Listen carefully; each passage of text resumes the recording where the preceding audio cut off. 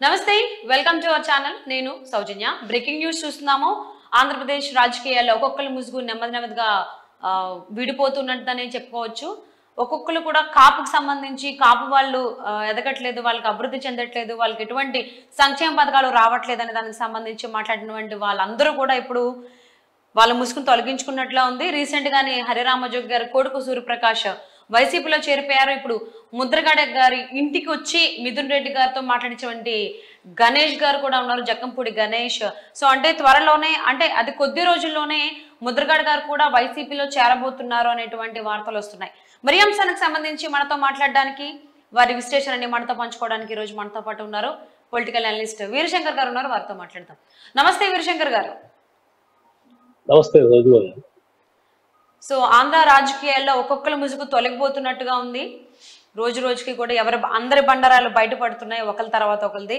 So ఇంతకు ముందు చూసుకున్నట్లయితే హరిరామజోగి గారి కొడుకు సూర్యప్రకాష్ వైసీపీలో చేరిపోయారు ముద్రగడ గారితో ఏమో ఎంపీ మిథున్ రెడ్డి గారు ఫోన్లో మాట్లాడారంట జక్కంపూడి గణేష్ గారు మాట్లాడించారని చెప్పి వార్తలు వస్తున్నాయి ఈవెన్ మిథున్ రెడ్డి గారు వైసీపీలో రమ్మని ఆహ్వానించారంట కదా ముద్రగడ గారిని సో త్వరలోనే ముద్రగడ వైసీపీలో చేరబోతున్నారు అనేటువంటి వార్తలు వస్తున్నాయి మరి ఇన్ని రోజులు కూడా కాపు సంఘం అభివృద్ధి చెందట్లేదు దాని గురించి ఎవరు పట్టించుకోవట్లేదు అని మాట్లాడిన వాళ్ళు ఏలు ఎత్తి చూపించిన వాళ్ళు ఇప్పుడు వైసీపీలో చేరడం అనేది ఏ విధంగా చూడాలి అంటారు సౌజన్య గారు కాపు నేతలు ముద్రగడ పద్మనాభం గారు గాని జోగయ్య గారు గాని చాలా సీనియర్ నాయకులు వాళ్ళని కాదనలేము కాపుల కోసం ఉద్యమాలు అయితే నడిపిన నేతలే జోగయ్య గారు అయితే కాపుల కోసం చాలా నిలబడి ఉన్నారు కానీ వీళ్ళ యొక్క అవకాశాన్ని వీళ్ళ యొక్క అవసరాలని అందిపుచ్చుకుని వీళ్ళని ప్రలోభ పెట్టడంలో జగన్మోహన్ రెడ్డి గారు తన వికృతమైన రాజకీయాన్ని దీనికి వాడుకున్నారని చెప్పొచ్చు జగన్మోహన్ రెడ్డి గారి యొక్క లాబియింగ్ ఇక్కడ పనిచేసిందని చెప్పి వాళ్ళు దీనికి లొంగిపోయారు జగన్మోహన్ రెడ్డి గారికి ఆయన అధికారానికి ప్లస్ ఆయన పదవి వీళ్ళని ప్రలోభ పెట్టడంలో ఆయన సక్సెస్ అయ్యారని చెప్పుకోవచ్చు అంతేగాని వీళ్ళు ఉద్యమంలో చేసిన లోపాలు అయితే ఏమి లేవు జోగయ్య గారికి కానివ్వండి ముద్రగడ పద్మనాభం కాకపోతే రాజకీయ పార్టీగా ఉన్న జనసేన పార్టీని వీళ్ళు ఓన్ జనసేన పార్టీ మీద ఓవర్ ఎక్స్పెక్టేషన్ ఉంది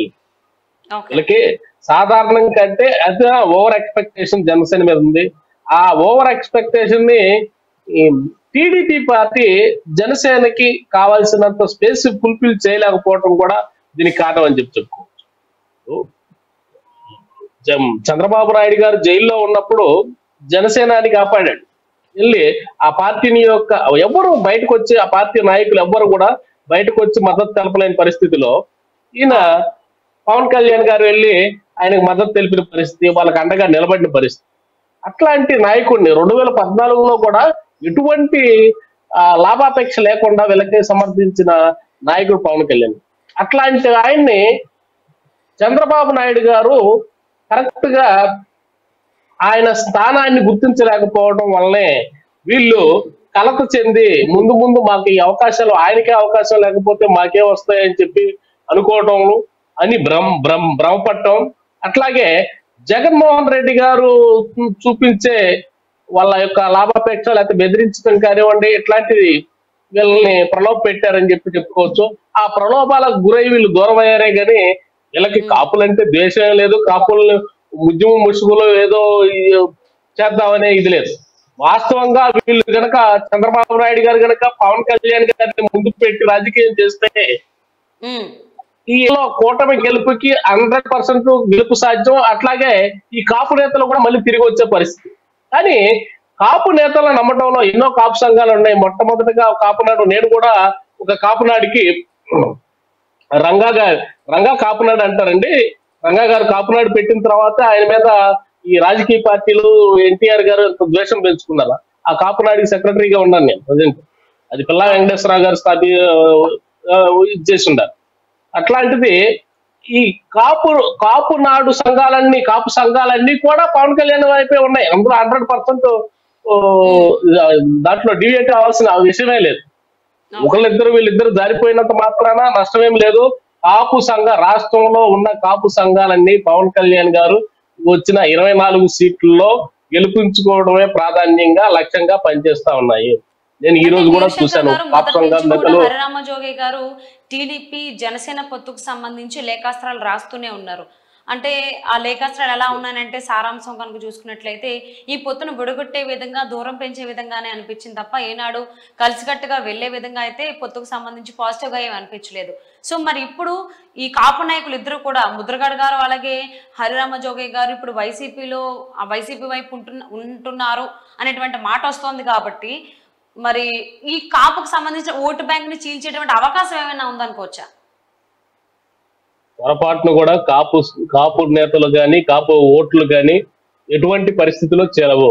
కాకపోతే ఏంటంటే టీడీపీకి పడాల్సిన కాపు ఓట్లు కొంచెం సంశయించాల్సిన విషయమే. కానీ జనసేన 24 స్థానాలు ఎక్కడైతే పోటీ చేస్తుందో, జనసేన ఎక్కడైతే పార్లమెంటు స్థానాల్లో పోటీ చేస్తుందో ఖచ్చితంగా కాపులంతా ఏకమై ఆ స్థానాలను గెలిపించుకునే పనిలో ఉన్నారని చెప్పి నేను చెప్పగలుగుతాను.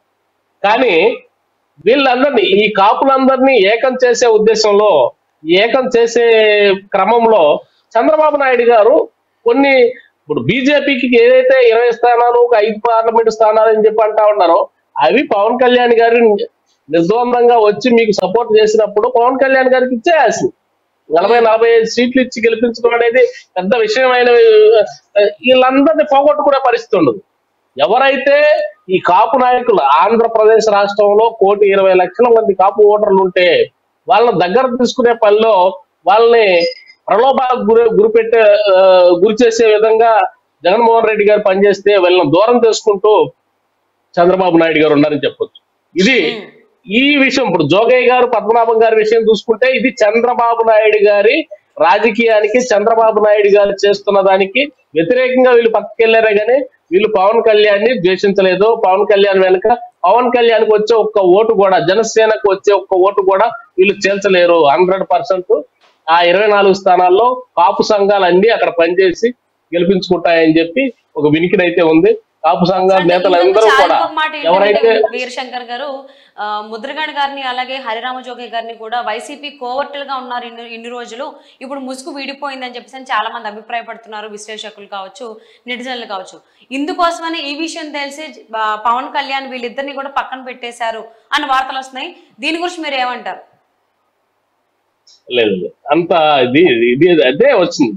కాపు యువతలో ఉన్న ఆవేశం, ఈ జనసేన యువకుల్లో గాని ఉన్న ఆవేశం ఏంటంటే, ఒకసారి వీళ్ళు నెగిటివ్ గా మాట్లాడినంత మాత్రాన ఆయన నమ్మశక్యం లేని వ్యక్తి మేము కూడా మాట్లాడతాం. కానీ ఎవరైనా మాట్లాడతారు, కాపు సంఘాలకు సంబంధించిన ఎవరైనా ఆ విషయం మాట్లాడతారు. కానీ అంతిమంగా వీళ్ళంతా జనసేనానికి సపోర్ట్ గా ఉండాల్సిందే, సపోర్ట్ గా ఉంటారు.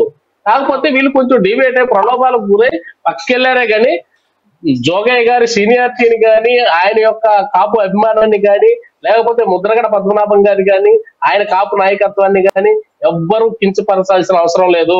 వాళ్ళు ఎప్పటికీ కాపు నాయకులే. కాకపోతే వాళ్ళ పిల్లల దీనికోసం కొంచెం ప్రలోభాలకు గురయ్యినప్పుడు పక్కన పెట్టేసేయండి. వాళ్ళే ఎంతమంది కాపులు లేరు, అంబటి రాంబాబు లేడు, పేరు నాని, ఎంతమంది కాపులు, ఉమ్మారెడ్డి వెంకటేశ్వర్లు గారు, వీళ్ళంతా కాపు దీంట్లో నుంచి వచ్చిన నాయకులే. రేపు వీళ్ళంతా మళ్ళీ బొత్స సత్యనారాయణ గారు, వీళ్ళంతా కూడా కాపు నాయకులే కదా. వీళ్ళంతా మళ్ళీ రేపు జనసేనలోకి వస్తామంటే కాళ్ళు అడ్డం పెట్టి మీరు అప్పుడు ఇచ్చేసారు కాబట్టి వద్దంటారా? ఖచ్చితంగా వీళ్ళందరినీ కాపుల్లో మళ్ళీ ఈ పార్టీల్లోకి తీసుకోవాల్సిందే. వీళ్ళందరి యొక్క అభిప్రాయాలు వీళ్ళని తీసేసి కొత్త దాన్ని మళ్ళీ నిర్మించుకోవటం అంటే జరగని పని. కాబట్టి వాళ్ళు 100% కాపు నాయకులే, కాదంటానికి వీలు లేదు. కాకపోతే వాళ్ళు ముందుగానే చంద్రబాబు నాయుడు గారిని ఆయన యొక్క రాజకీయ చిత్రత్వం చూసి భయపడుతున్నారు, వాళ్ళు నమ్మలేదు. అంతేగాని జనసేనానికి వచ్చే ఓట్లను ప్రభావితం చేసే అంశాలు మాత్రం ఈ కాపు ఉద్యమ నేతలు ఎవ్వరూ చేయలేదు. అది 100%.